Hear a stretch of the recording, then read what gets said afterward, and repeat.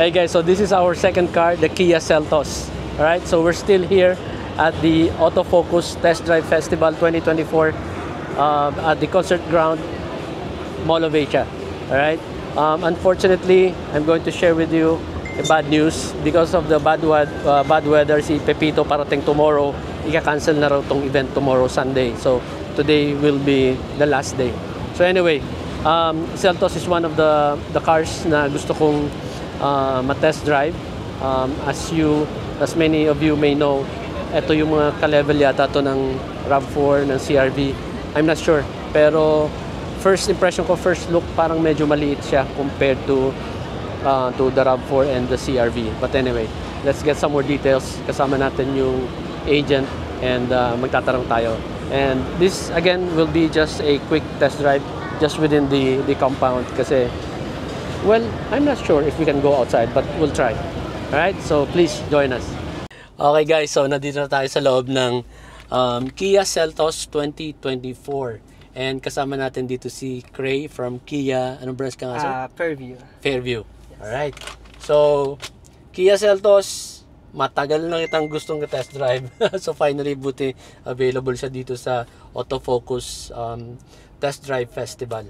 Alright, so before we start, adjust ko muna. Ilang variants ba to sir?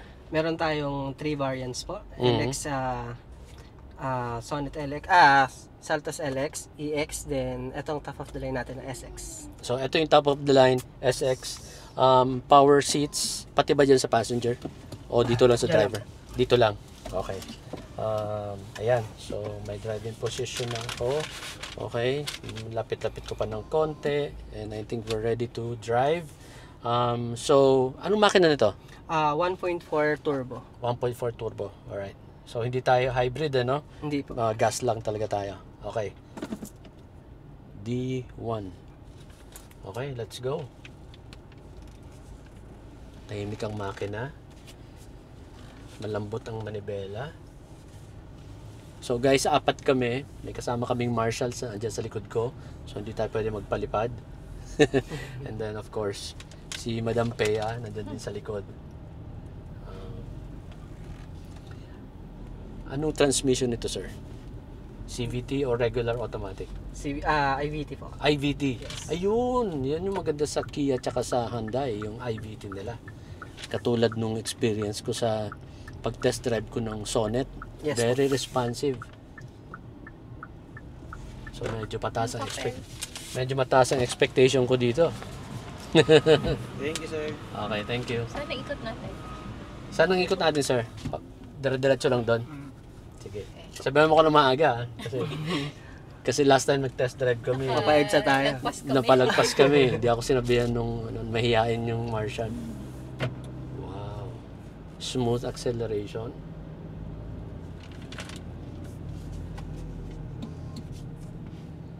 Naka-close na ba lahat ng bintana natin? Okay. Sunroof nakasarado? Yep. Curtain lang yung bukas, ano? Yes po.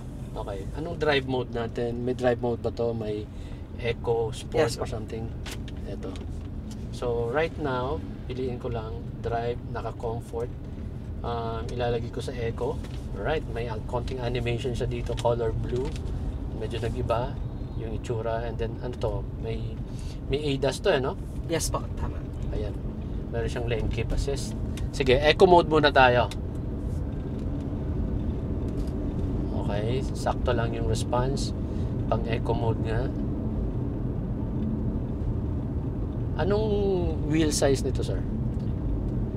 Sa wheel na ito, sir, hindi masyadong Manipis. Feeling ko low profile kasi medyo napansin ko yung road noise. But other than that, okay naman dito. Sir, dire-diretso lang. Ano po tayo nakaliwa? Pwede na maliwa dito. Pwede tayo pumasok doon, papunta kay... Sa ano po tayo, sa Senate. Sa may JSIS. Hindi ko alam yung... Yun ba yung papunta kay Diwata? Yes po. Okay. So pwede tayong humataw ng konti dyan. Joke na pala yan. Okay. So, ito yung top of the line SX, tama? Yes po. Magkano to? Nasa 1.688. 1.688. Okay. Tama ba ako? Kasing category ba to ng RAV4 o ng CR-V? O hindi? Yes, parang ganun din po siya, sir. Okay.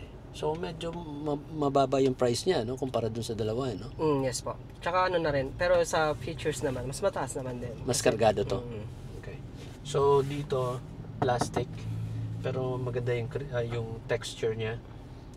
Black piano finish. Dito leather. May white stitching. All black. Again guys, alam niyo naman ako, bias ako sa dark interior. Tapos ayan, may mga aluminum accent. Yung iba stainless yung accent. Gusto ko yung ganyan. Medyo conservative, pero ako gusto ko yung ganyan. And the typical setup dito ng instrument cluster and infotainment ng Kia, same as the Sonet. Integrated na yung dalawa dito. Mukha siyang isang piraso. Maganda, kahit naka sunglasses ako, maganda yung illumination dito, maganda yung contrast, very visible. And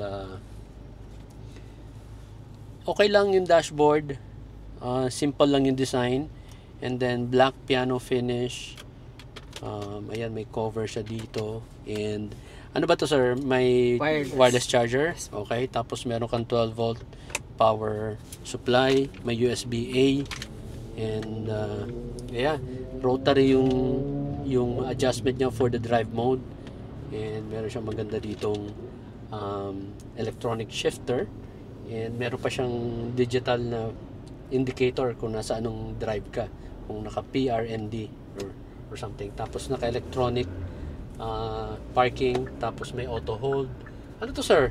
Ventilated seat ba to? Yes po. Nice. Ayun ang gusto ko. Ventilated seats. Nice. Okay. So, medyo tapakan natin ng konti. Eco mode. Okay lang. Kasi eco mode. Lipat tayo. Comfort. Wag na. Mag-ano tayo? Mag-sport. Ayun. Wow. Ramdaman ko na yung aircon sa upuan. Very comfortable. Sige. Go na tayo. Oops. Teka. So, sport mode, naging red yung theme dito sa instrument cluster niya. Okay, let's go.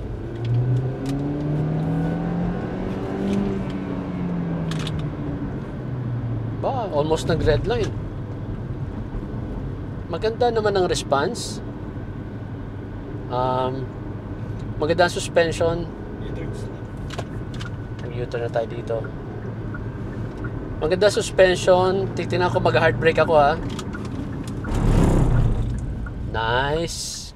Wow. Maganda ang brakes. Confident. Hindi ko ramdam na sumubsob siya. Balance. Kumapit yung apat na gulong. Kumapit yung brakes dun sa apat na gulong. Maganda yung pagkakabalance ng preno. Kasi pag sobrang lakas sa front, susubsob ka. Pag sobrang lakas naman sa likod, parang mahina ang stopping power. So, ito, ramdam ko yung balance niya. Okay. What else? Yung steering, sakto lang. Tumigas siya ng konti. Ngayon na naka-sport mode tayo, kumpara kanina na naka-eco mode. Maganda ang play ng suspension. Tingnan natin ng konting handling. Maganda. Hindi masyadong nagli-lean. Pero hindi naman very aggressive yung ginawa ko maneuvering. Nasa nasa main road tayo, baka mainis yung maalarma yung mga kasama natin sa kalye.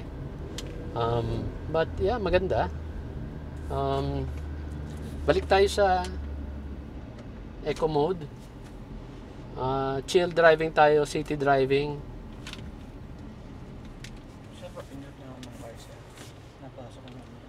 Yung pala yun, kaya may naamoy ako. Okay, so hindi pala nakapindot yung recirculate button.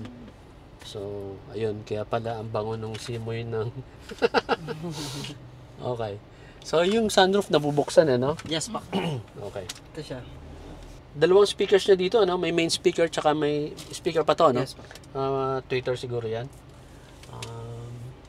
Yun nga lang, hindi siya black headliner. Gray. And then,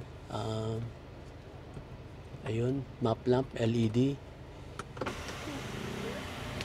Ayun. Yan, mas malamig-lamig ng konti kasi it's almost 3 p.m. Medyo sikat yung araw, but yung power ng AC malakas, malamig, and na-enjoy ko talaga yung ventilated seats niya. Driver side lang ba, sir, ang may Meron din po. meron ka rin. Ayan, Yes, dalawa. Sa likod. Tsaka sa likod po, meron. Pati likod meron? Yes po. Meron? Ayan, sa- Naramdaman mo? Hindi ko masyadong maramdaman. And, Baka hindi lang naka-on. Oo. Okay, so back to Eco Mode, chill drive. Lumambot na ulit yung manibela. So I'm just trying to imagine myself na papasok ako ng office, relax lang. Left tayo dito. Maganda yung elbow room, maganda headroom. Medyo nabibitin lang ako dito. Sana siguro makapal-kapal to na malambot para, 'di ba? But yeah, okay naman. Kumusta ang legroom mo diyan? Maluwag. Halos pareho lang naman kami ng distance, no? So, yeah. Mahaba pa yung legroom. So, again, ito yung top of the line SX. Yung next variant below nito is the EX. yes po. Magkano naman yun? Nasa 1.288 po. 1.288. Ito 1.688. So, almost 400. 400. So, malaki. Malaking difference ng mga features niya. From sunroof, yung mga ganyan usually. Walang sunroof. Eh, ADAS. Wala din po yun. Wala rin. Oh. 360. Wala rin pong 360 to. Walang 360 camera. Ito may 360. Wala rin po. Wala rin to. rin. Blind spot monitoring. Yan, yung sa adjustment lang naman talaga sa. Adjustment lang. So even the top of the line walang blind spot monitoring. Okay. Ano pa para masabing okay yung 400,000 na difference? From sa ADAS po, yun yung mga meron kasi sa SX, yung lane assist, yung mga ganun po. Tapos downhill assist, yun yung mga usually na ito special meron. features. Yes po. Yung EX wala. Wala po yan. Oh, So usually parang basic lang din siya, pero pero interior parehas lang naman din yung tsura niya. Naka-leather din. Yes po. Okay. Pero tama ba? Dito na tayo. Canon. Tapos ang makina the same. The same 1.5. 1.5 exactly the same. No po. It is 1.4 turbo. 1.4 turbo to, tapos yung EX is 1.5 1.5 na naturally aspirated. Yes po. Okay, so of course mas powerful to. Yes po. Pero IVT na rin siya. Yes, same lang. Okay. So medyo mapapaisip ka rin, ano? Kasi malaki ang difference. Yung iba kasing mga brands, yung mga differences ng ano nila, konti lang. Kaya usually ang tendency pumunta na dun sa top of the line.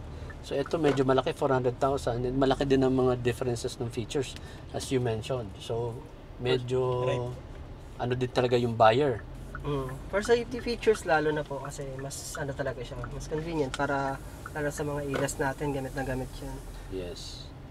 Pero yun na nga, maganda kasi kung medyo kapos sa budget, at least may option. Yes. 'Di ba? Malaki rin yung 400,000 na difference. Kung hindi mahilig si client ng mga sunroof or ADAS na mga ganyan mga additional features, perfect na rin po yung EX. Yes. So guys, nakabike na kami dito sa concert ground and yeah, isang mabilisan lang to. Alam niyo naman pag nandito tayo sa mga ganitong event, mabilisan lang yung test drive natin. Well, at least nakapagbigay tayo ng quick impression lang how the driving dynamics is, and magkaroon kayo ng initial feedback kung if you find it interesting, you can check further, reach out to Sir Cray ng Kia Fairview. Anong number mo, sir? Paki-share sa viewers natin. Yan. For Viber, 0910-339-1104. Ayun. Ready Viber na rin po siya. Ayun. So, kontakin nyo lang si Sir Cray. Bisitahin nyo siya sa Kia Fairview. Pwede rin ba magpa-schedule ng test drive doon? Yes po. Pwede rin. Mga test drive unit naman din tayo. Ayan. Alright. So, that's it, guys. I hope you enjoyed our quick test drive. And, yeah, as always, drive safe. Bye. Bye. Please do not forget to follow our social media accounts. We are on YouTube, Facebook page, Instagram, and TikTok.